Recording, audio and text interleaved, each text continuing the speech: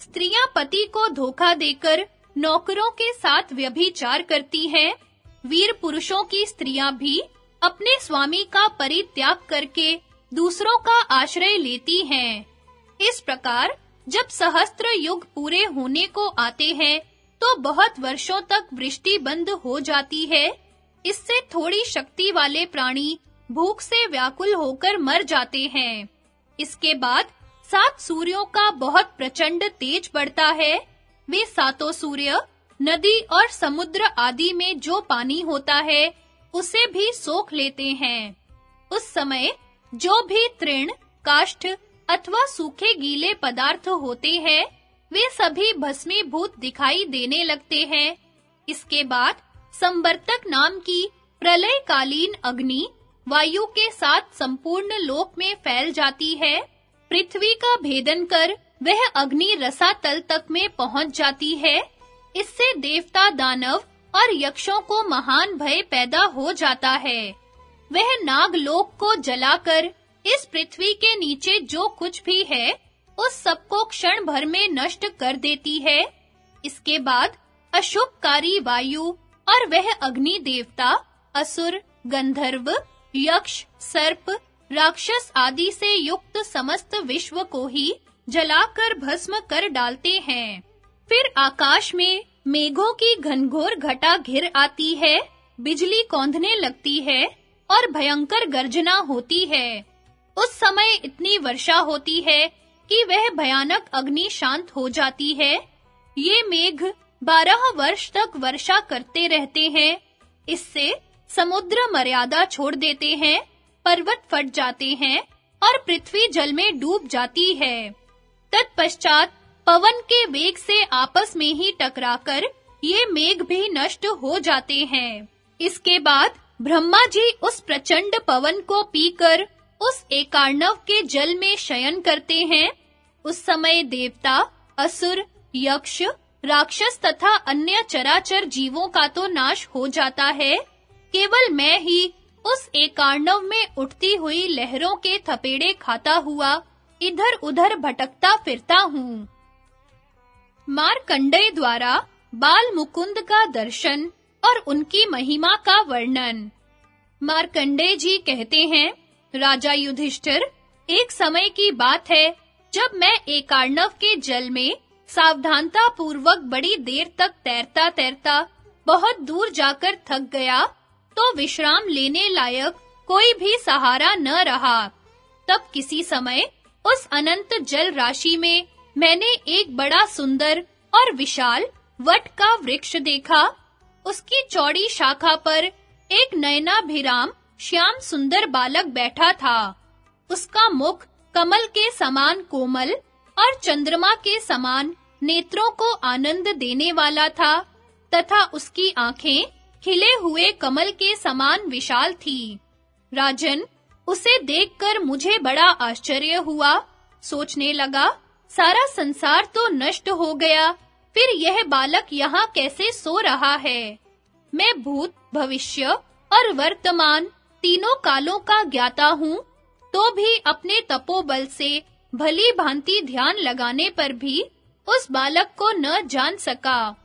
तब वह बालक, जिसकी अत्सी पुष्प के समान श्याम सुंदर कांति थी और जिसके वक्षः स्थल पर श्रीवत्स शोभा पा रहा था, मेरे कानों में अमृत उड़ेलता हुआ सा बोला, मार्कंडेय, मैं जानता हूँ तुम बहुत थक गए हो और विश्राम लेने की इच्छा करते हो। अतः हे मुने, तुम पर कृपा करके मैं यह निवास दे रहा हूँ। उस बालक के ऐसा कहने पर मुझे अपने दीर्घ जीवन और मनुष्य शरीर पर बड़ा खेद हुआ। इतने में ही बालक ने अपना मुंह फैलाया और देव योग से मैं परवश की भांति उसमें प्रवेश कर गया। सहसा उसके उदर में जा पड़ा। वहां मुझे समस्त राष्ट्रों और नगरों से भरी हुई यह पृथ्वी दिखाई दी। मैंने उसमें गंगा, यमुना, चंद्रभागा, सरस्वती, सिंधु, नर्मदा और कावेरी आदि नदियों को भी देखा तथा रत्नों और जल जंतुओं से भरा हुआ समुद्र, सूर्य और चंद्रमा से शोभायमान आकाश, तथा पृथ्वी पर अनेकों वन उपवन भी देखे। वहां मैंने वर्णाश्रम धर्म का यथावत पालन होते देखा। ब्राह्मण लोग अनेकों यज्ञों द्वारा यजन कर रहे थे। क्षत्रिय राजा सब वर्णों की प्रजा का अनुरंजन करते, सबको सुखी और प्रसन्न रखते थे। वैश्य लोग न्याय पूर्वक खेती का काम और व्यापार कर रहे थे और शूद्र तीनों द्विजातियों की सेवा में संलग्न थे। तदनंतर उस महात्मा के उदर में भ्रमण करता हुआ जब आगे बढ़ा, तो हिमवान, हेमकूट, निषद, श्वेतगिरि, गंधमादन, मंदराचल, नीलगिरि, मेरु, विंध्याचल, मलय, पारियात्र आदि जितने भी पर्वत हैं, सब मुझे दिखाई पड़े। वहां इधर-उधर विचरते-विचरते मैंने इंद्र आदि देवता, रुद्र, आदित्य, वसु, अश्विनी कुमार, गंधर्व, यक्ष, ऋषि तथा दैत्य और दानवों के समूहों को भी देखा। कहाँ तक कहूँ, इस पृथ्वी पर जो कुछ भी चराचर जगत मेरे देखने में आया था, सब उस बालक के उदर में मुझे दिख पड़ा। मैं प्रतिदिन फलाहार करता और घूमता रहता। इस प्रकार 100 वर्ष तक विचरता रहा, किंतु कभी उसके शरीर का अंत न मिला। अंत में मैंने मन वाणी से उस वरदायक दिव्य बालक की ही शरण ली। बस सहसा उसने अपना मुंह खोला और मैं वायु के समान वेग से अकस्मात उसके मुख से बाहर आ गया। देखा तो वह अमित तेजस्वी बालक पहले की ही भांति सारे विश्व को अपने उदर में रखकर उसी वट वृक्ष की शाखा पर विराजमान है।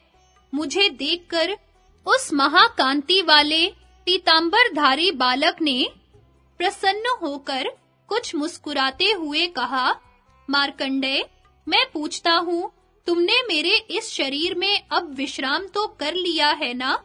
तुम थके से जान पड़ते हो। उस अतुलित तेजस्वी बालक के असीम प्रभाव को देखकर मैंने उसके लाल-लाल तलुओं और कोमल अंगुलियों से सुशोभित दोनों सुंदर चरणों को मस्तक से छुआकर प्रणाम किया। फिर विनय से हाथ जोड़े प्रयत्न पूर्वक उसके पास जाकर उस सर्वभूतंतर आत्मा कमल नयन भगवान के दर्शन किए और उनसे कहने लगा, भगवन, मैंने आपके शरीर के भीतर प्रवेश करके वहां समस्त चराचर जगत देखा है। प्रभो, बताइए तो, आप इस विराट विश्व को इस प्रकार उदर में धारण कर यहाँ बालक वेश में क्यों विराजमान हैं? सारा संसार आपके उदर में किस लिए स्थित है? कब तक आप इस रूप में यहाँ रहेंगे? इस प्रकार मेरी प्रार्थना सुनकर वे वक्ताओं में श्रेष्ठ देव परमेश्वर मुझे सांत्वना देते हुए बोले, विप्रवर, देवता भी मेरे स्वरूप को ठीक-ठीक नहीं जानते। तुम्हारे प्रेम से मैं जिस प्रकार इस जगत की रचना करता हूँ, वह बताता हूँ। तुम पितृ भक्त हो, तुमने महान ब्रह्मचर्य का पालन किया है। इसके सिवा तुम मेरी शरण में आए हो, इसी से तुम्हें मेरे इस स्वरूप का दर्शन हुआ है। पूर्व काल में मैंने ही जल का नारा नाम रखा था। वह नारा मेरा अयन है, इसलिए मैं नारायण नाम से विख्यात हूँ। मैं सबकी उत्पत्ति का कारण, सनातन और अविनाशी हूँ। संपूर्ण भूतों की सृष्टि और संहार करने वाला मैं ही हूँ। तथा ब्रह्मा, विष्णु, इंद्र, कुबेर, शिव, सोम, प्रजापति कश्यप, धाता, विधाता और यज्ञ भी मैं ही हूँ। अग्नि मेरा मुख है, पृथ्वी चरण है, चंद्रमा और सूर्य नेत्र है, द्युलोक मेरा मस्तक है, आकाश और दिशाएं मेरे कान हैं। यह जल मेरे शरीर के पसीने से प्रकट हुआ है, वायु मेरे मन में स्थित है। पूर्व काल में पृथ्वी जब जल में डूब गई थी, तो मैंने ही वाराह रूप धारण करके इसे जल से बाहर निकाला था। ब्राह्मण मेरा मुख, क्षत्रिय दोनों भुजाएं, वैश्य उरु और शूद्र चरण है। ऋग्वेद, यजुर्वेद, सामवेद और अथर्ववेद ये मुझसे ही प्रकट होते और मुझ में ही लीन हो जाते हैं। शांति की इच्छा से मन और इंद्रियों पर संयम करने वाले जिज्ञासु यति और श्रेष्ठ ब्राह्मण सदा मेरा ही ध्यान एवं उपासना करते हैं। आकाश के तारे मेरे रोमकूप हैं, समुद्र और चारों दिशाएं मेरे वस्त्र, शैया और निवास मंदिर हैं। मार्कंडेय, जिन धर्मों के आचरण से मनुष्य को कल्याण की प्राप्ति होती है, वे हैं सत्य, दान, तप और अहिंसा। द्विजगण सम्यक प्रकार से वेदों का स्वाध्याय और अनेकों प्रकार के यज्ञ करके शांत चित्त एवं क्रोध शून्य होकर मुझे ही प्राप्त करते हैं। पापी, लोभी, कृपण, अनार्य और अजितेंद्रिय पुरुषों को मैं कभी नहीं मिल सकता। जब जब धर्म की हानि और अधर्म का उत्थान होता है, तब मैं अवतार धारण करता हूँ। हिंसा में प्रेम रखने वाले दैत्य और दारुण राक्षस जब इस संसार में उत्पन्न होकर अत्याचार करते हैं और देवता भी उनका वध नहीं कर पाते, उस समय मैं पुण्यवानों के घर में अवतार लेकर सब अत्याचारियों का संहार करता हूँ। देवता, मनुष्य, गंधर्व, नाग, राक्षस आदि प्राणियों तथा स्थावर भूतों को भी मैं अपनी माया से ही रचता हूँ और माया से ही उनका संहार करता हूँ। मैं सृष्टि रचना के समय अचिंत्य स्वरूप धारण करता हूँ और मर्यादा की स्थापना तथा रक्षा के लिए मानव शरीर से अवतार लेता हूँ। सत्य युग में मेरा वर्ण श्वेत, त्रेता में पीला, द्वापर में लाल और कलियुग में कृष्ण होता है। कली में धर्म का एक ही भाग शेष रह जाता है और अधर्म के 3 भाग रहते हैं। जब जगत का विनाश काल उपस्थित होता है, तब महादारुण काल रूप होकर मैं अकेला ही स्थावर जंगम संपूर्ण त्रिलोकी को नष्ट कर देता हूँ। मैं स्वयंभू, सर्वव्यापक, अनंत, इंद्रियों का स्वामी और महान पराक्रमी हूँ। यह जो सब भूतों का संहार करने वाला और सबको उद्योगशील बनाने वाला निराकार काल चक्र है, इसका संचालन मैं ही करता हूँ। हे मुनि श्रेष्ठ, ऐसा मेरा स्वरूप है। मैं संपूर्ण प्राणियों के भीतर स्थित हूँ, किंतु मुझे कोई नहीं जानता। मैं शंख, चक्र, गदा धारण करने वाला विश्वात्मा नारायण हूँ। सहस्त्र युग के अंत में जो प्रलय होता है, उसमें उतने ही समय तक सब प्राणियों को मोहित करके जल में शयन करता हूँ। यद्यपि मैं बालक नहीं हूँ, फिर भी जब तक ब्रह्मा नहीं जागता, तब तक बालक रूप धारण करके यहाँ रहता हूँ। विप्रवर, इस प्रकार मैंने तुमसे अपने स्वरूप का उपदेश किया है, जिसको जानना देवता और असुरों के लिए भी कठिन है।